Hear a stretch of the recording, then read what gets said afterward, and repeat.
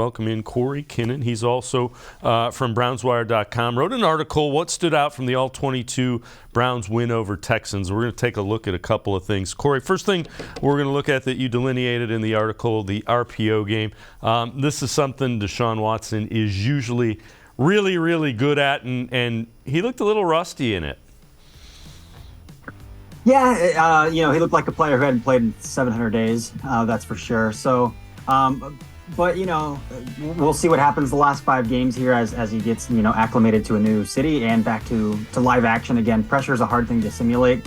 You can work with the QB coach all you want. You can work in practice all you want, but live pressure is a hard thing to simulate. But as far as the RPO game, it gave the Browns a big opportunity to one, use his legs, and two, take advantage of linebackers who might be peaking because of his ability to use his legs. So, that's going to only help out Amari Cooper. It's only going to help out Donovan Peoples-Jones as well. So, it happened 3 or 4 times where, Watson saw a linebacker peeking, he pulled the ball out and ripped the slant, ripped the screen to Cooper. So, it's going to be a big part of their game moving forward.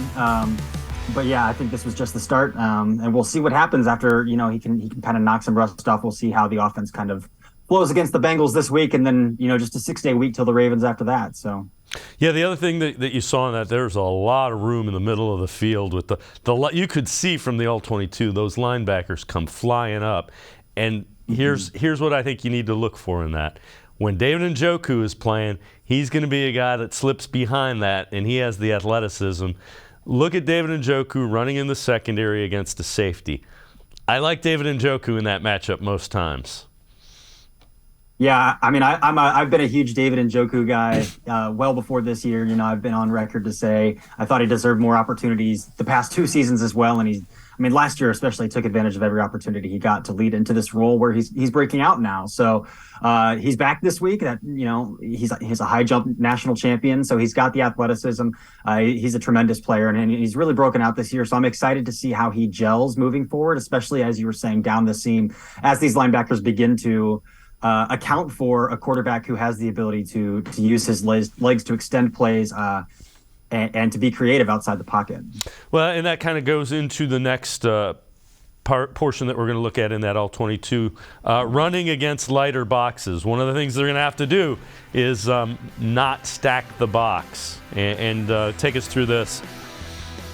Yeah, so there's in the article I differentiated 2 things. There's a difference between the offensive line getting a push and the run game still being successful. I think the offensive line has played pretty poorly over the past few games, and I thought they played pretty poorly against Houston.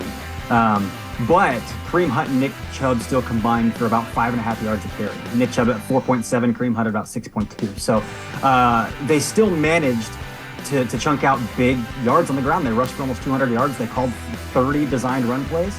And that comes down to, again, linebackers and backside defensive ends can't just crash on the running back when they see run action.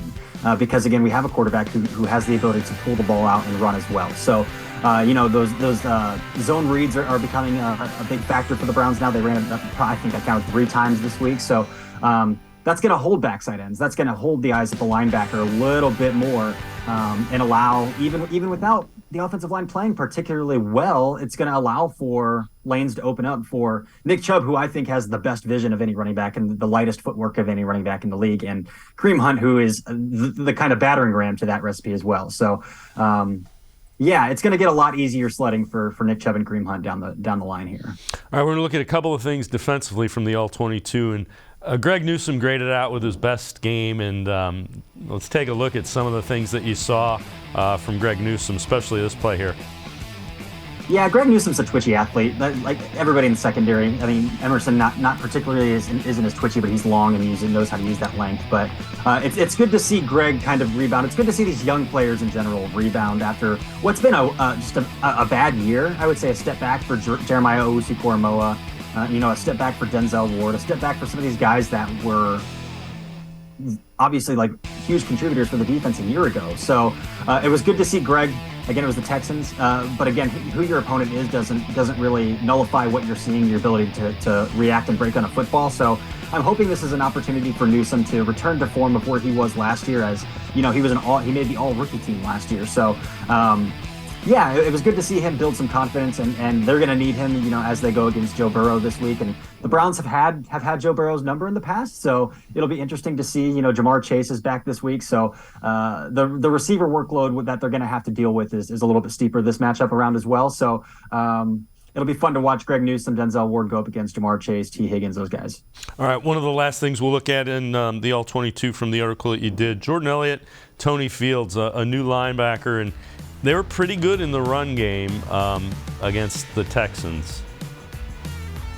Yeah, so I thought the defensive tackles looked serviceable for the first time all season. They looked like NFL defensive tackles.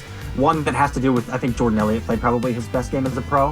I think Perrion Winfrey played his best game as a pro. I think Taven Bryan played his best game in a Cleveland Browns uniform. So once again, it's the Texans. It's a Texans, so you have to take that with a grain of salt. But the Bengals' offensive line isn't considered much better.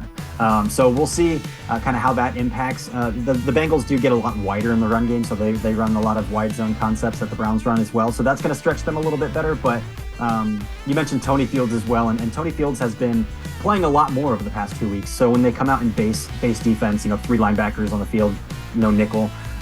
Fields has been that base will, and they'll slide JOK over to Sam. It'll be interesting to see what they do with Sione Takitaki now on IR. Will they stick Tony Fields at Mike after he's had a couple good weeks? Or I tend to think they're going to ease Deion Jones in there, a little bit more experience, a little bit more savvy at Mike right away. But we will see. I'm interested to see if they work Fields in at all at Mike, kind of the way they were with Anthony Walker and Jacob Phillips early in the season. They were kind of swapping out series. So I'm interested to see how that Takitaki injury impacts both the playing time of Jones and Fields and how they handle that.